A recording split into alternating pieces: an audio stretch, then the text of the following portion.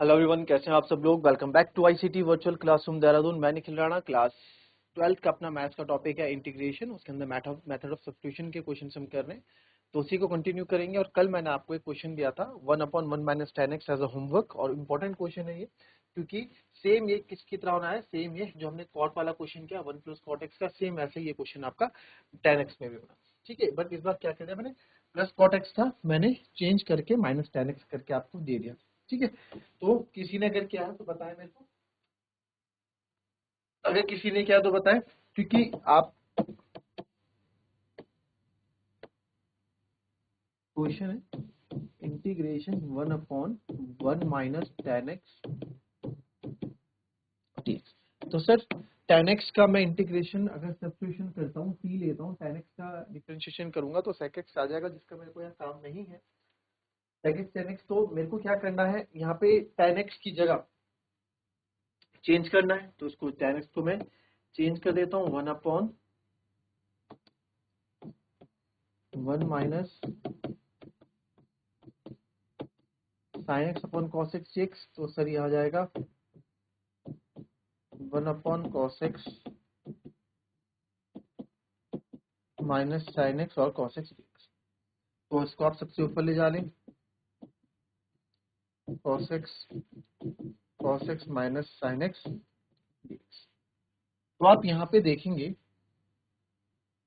अब क्या कर सकते हैं सर, cos है, अब इसमें क्या करा था हमने कल, अब हमने क्योंकि cos 2 थीटा इसमें बनने वाला है, जैसे पीछे आपने देखा sin 2 थीटा था हमारे पास। ठीक है, तो यहाँ पे मैं क्या करूंगा, 2 से मल्टीप्लाई और 2 से डिवाइड कर दूंगा, क्योंकि मेरे को अगर मैं cos को t लेता हूँ, ठीक है, तो sin x मेरा रह जाता है, क्योंकि वहाँ आएगा आपका dx अपॉन साइन एक्स, तो वहाँ पे नहीं हो पाएगा। एक तरह से देखा जाए आप करोगे तो नहीं हो पाएगा, तो मैं क्या करूंगा, मैं 2 से मल्टीप्लाई 2 से डिवाइड कर दूंगा, 2 cos x upon cos x minus sine x और 1/2।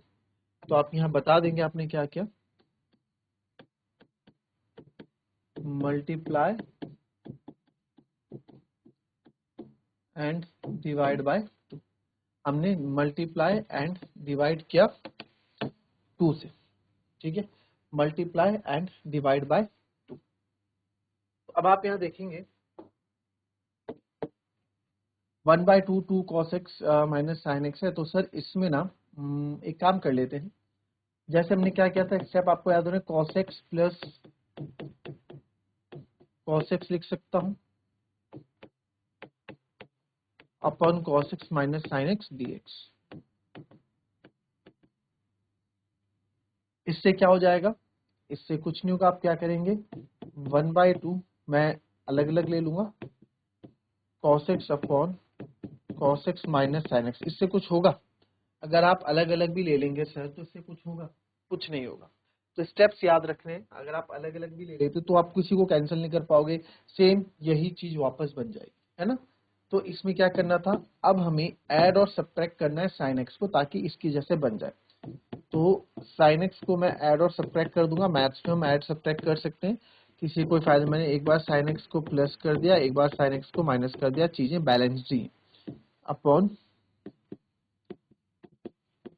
cos x minus sine x, है ना, बैलेंस है चीजें, साइन एक्स में साइन एक्स कैंसिल हो जाएगा, बचेगा भाई। तो कोई भी,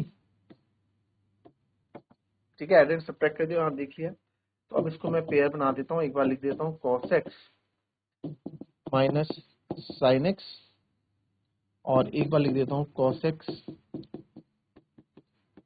plus sine x upon cos x minus sine x dx। अब अलग अलग लेके थोड़ा फायदा यहाँ पे हो जाए। ठीक है, तो यहाँ मैं लिख दूंगा 1/2 इंटीग्रेशन ऑफ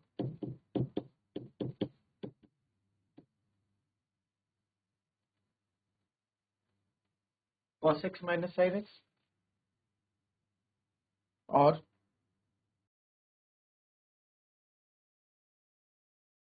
प्लस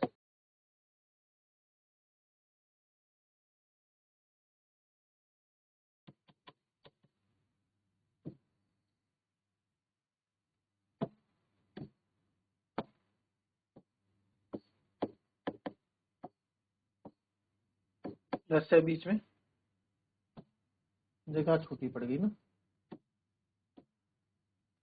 इसको ऐसे ऐसे dx plus integration of this and this dx, अलग अलग ब्रेक हमने कर दिया और 1/2 दोनों के साथ है, ठीक है। 1/2 तो पूरे के साथ है ना, क्योंकि 1/2 कौन सा 1/2 है, ये जो हमने मल्टीप्लाई डिवाइड किया तो पूरे के साथ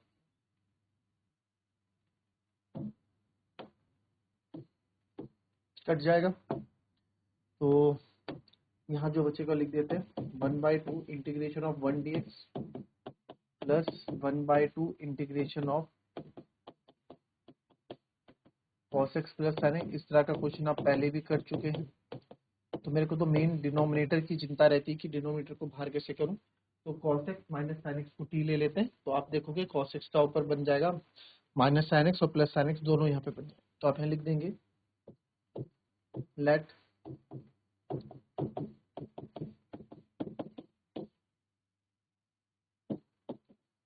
differentiate on both sides with respect to x, तो dy by dx of cos x minus sin x equals to dt by dx। तो dy by dx of cos x आपका हो जाएगा,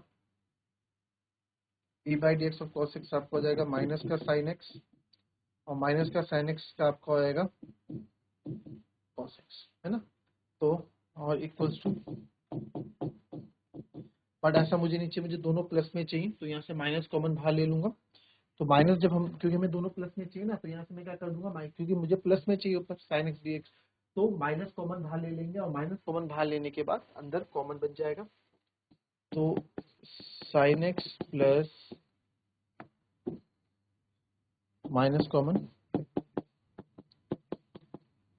cos x और dx इधर ले आता हूँ dt, माइनस से भेज देंगे तो यहाँ बच जाएगा, आगे पीछे लिख देता हूँ cos x plus sin x equals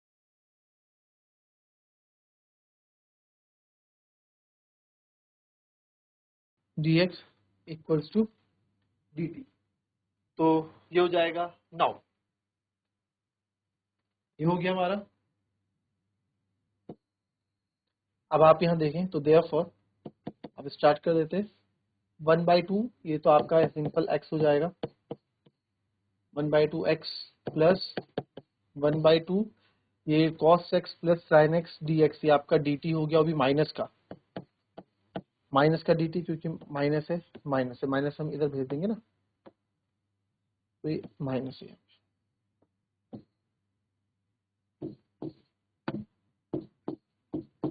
ठीक है, माइनस से भेज दिया, माइनस का dt upon t integration of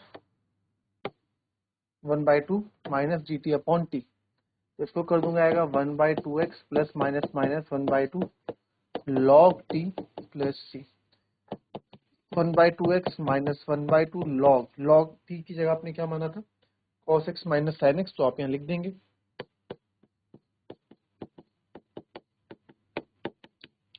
and this is your answer, ठीक है। कॉपी कर लेंगे इसको। एक और क्वेश्चन देखेंगे, ये आप लोग करेंगे try, root tan x upon sin x dot cos x integration of dx। ये भी अपने आप में इंपॉर्टेंट क्वेश्चन है। चलो कैसे करोगे, साइन कॉस का tan में आपका बनना नहीं है ना, तो क्या टी लोगे, किस तरह से करोगे, ट्राई करो। चलिए देखा है क्वेश्चन आपने, इसमें किस तरीके से आप कर सकते हैं। देखो sir, sine x cos x को मैं टी लेता हूं अगर, तो साइन एक्स का कॉस एक्स आएगा, कॉस एक्स का साइन प्रोडक्ट रूल आएगा, tan मेरे को मिलने का नहीं, क्योंकि tan आता है sine x upon cos x. tan x को t लेता हूं तो tan x के डिफरेंशिएशन में sec स्क्वायर x आने वाला है, और sec स्क्वायर x यहाँ पे 1 अपॉन cos है, तो sec तो आ ही जाएगा, बट कब आएगा, जब इसमें आप cos की मल्टीप्लाई कर दोगे, cos की मल्टीप्लाई और cos की डिवाइड भी करना पड़ेगा, तो sin अपॉन cos tan बन जाएगा और cos sec स्क्वायर x बन जाएगा, तो मेरा काम बन जाएगा यहाँ पे, है ना। तो यानी कि मुझे cos को इंट्रोड्यूस कराना है, आपको सब कहानी हर एक तरह के हर एक ऑप्शंस आपको ढूंढने, हर एक ऑप्शंस आपको सोच रखने, यार ऐसा करूंगा तो क्या होगा।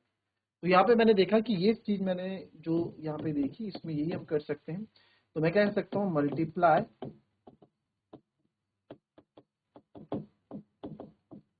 एंड डिवाइड बाय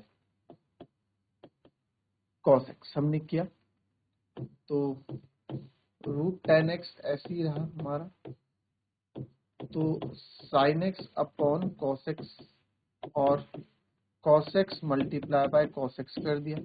चाहे मैं cos x यहाँ भी लिख दूं, बात एक है, बट sin अपॉन cos, चलो आप ऐसे देख लो। ये तो क्वेश्चन का था सर sin x, और मैंने cos x से मल्टीप्लाई कर दिया, cos x से डिवाइड भी कर दिया। तो आप देखो ये √10x तो नहीं बदलता, cos into cos cos square x हो जाएगा, और sin x upon cos x आपका tan x हो जाएगा, और ये cos स्क्वायर x dx हो जाएगा, है ना। तो अब मैं tan x को t ले लूं, यहाँ पे t ले लेते हैं। Let tan x equals to t, differentiate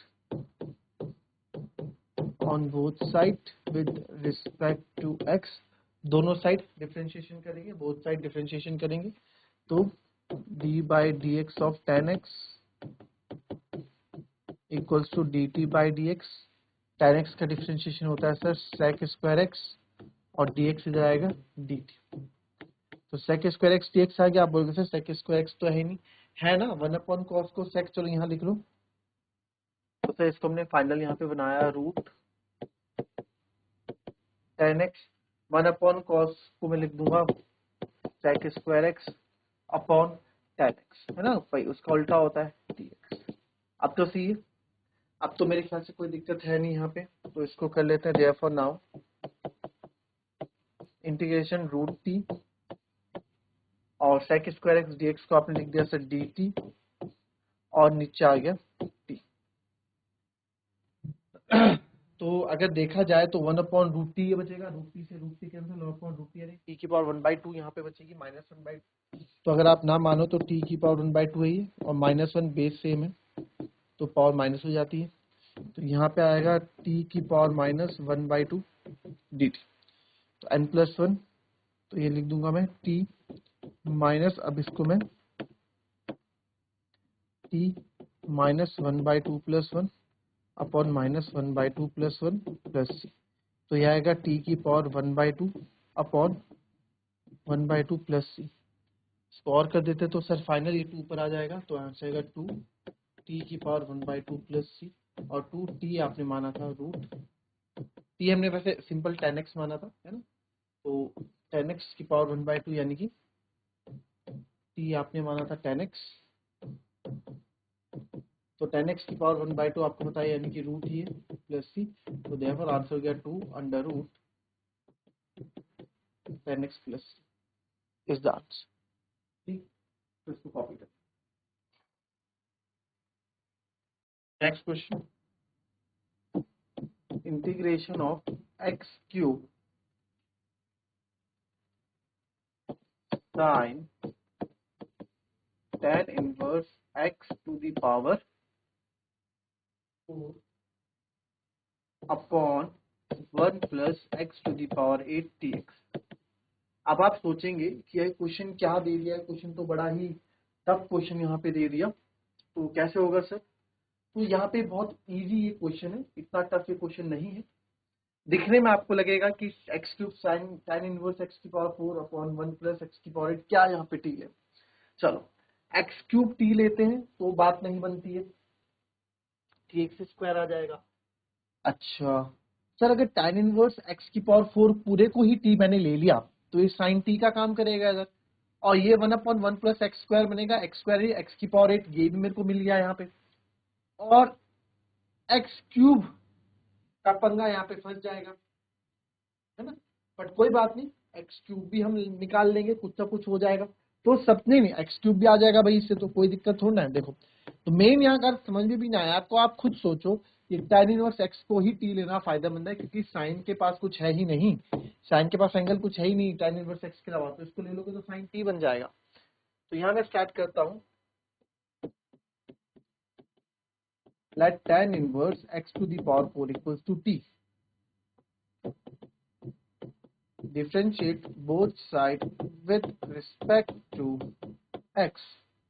So d by dx of tan inverse x to the power 4 equals to dt by dx.